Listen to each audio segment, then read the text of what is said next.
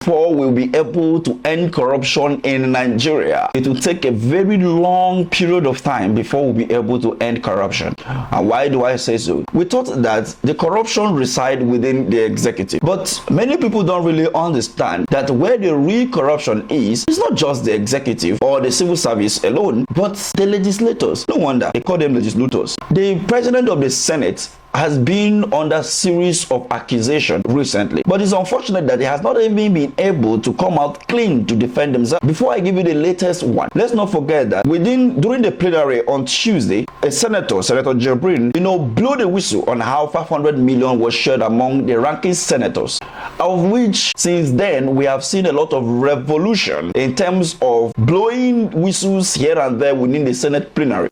The Senate president has been accused, but then when looked at the allocation in the budget of the Ministry of Agriculture and as well as the Ministry of Women Affairs, we discovered that this is not just an accusation but a fact staring at us. So the Senate president was able to mandate this, or will I say lobby, or will I say was able to provide the details of his constituency before those ministry to empower his people with 2.5 billion to buy refrigerator, deep freezer and generator for his constituents, as well as buying street lights and all of that from the Ministry of Agriculture. When we looked at those particular details, we begin to wonder, how can you spend so much money on things that are not really relevant? For example, from the Ministry of Agriculture, the constituency of the Senate president will be receiving a whopping sum of 1 billion for the construction of rural farm road. Can you imagine? I wouldn't bore you with the reading of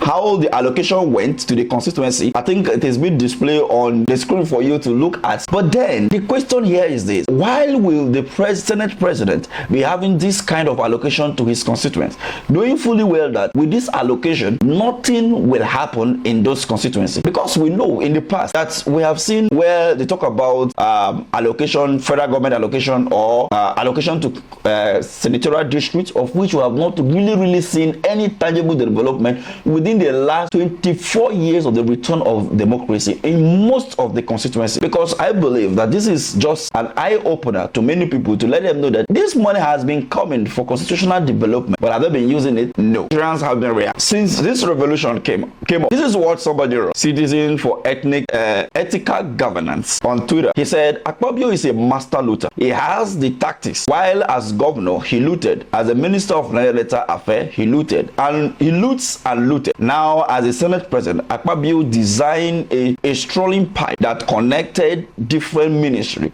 just for looting. And then someone replied and he said, he wants to fix industrial AC in hellfire, being his final abode. Otherwise, I don't understand the reason for this monumental fraud. And the reactions continue. Some people say, exactly, because how will you move so much money to your constituency, and at the end of the day you will not even be able to find out or to see the development that the people are yearning for? How can you even dig a borehole for over 158 million naira? Even with the hardship of the economy and the rising cost of goods and services, it is, let's also all know that to dig a borehole now will not cost you less than 1.5 to 2 million maximally. Because I did a funding and I found out, because someone just even dug a borehole close to me, and according to him, he said he spent a total of 1.8 million naira. This is for housing, in an estate. So I don't really understand why Akpabio, of all people with the current, anyway, he's an uncommon senator. And what do you expect? My question now is this: should Akpabio now be impeached? Will he be impeached? In the other story, the Ministry of Accountant General has been called out by Nigerians over the meeting that will be holding in the UK. This is again another waste of funds. We all understand 2 days ago how the Ministry of Accountant General packed some commissioners from the ministry heading to UK to have a meeting that can be held here in Nigeria. What happened to Abuja? What happened to Lagos? What happened to Port Harcourt? What happened to Makurdi? What happened to Kano? What happened to Anambra? What happened to Enugu? And among so many other states in Nigeria? Can't they hold a common workshop here in Nigeria? Many people have been reacting to this, and let's look at the Orise report.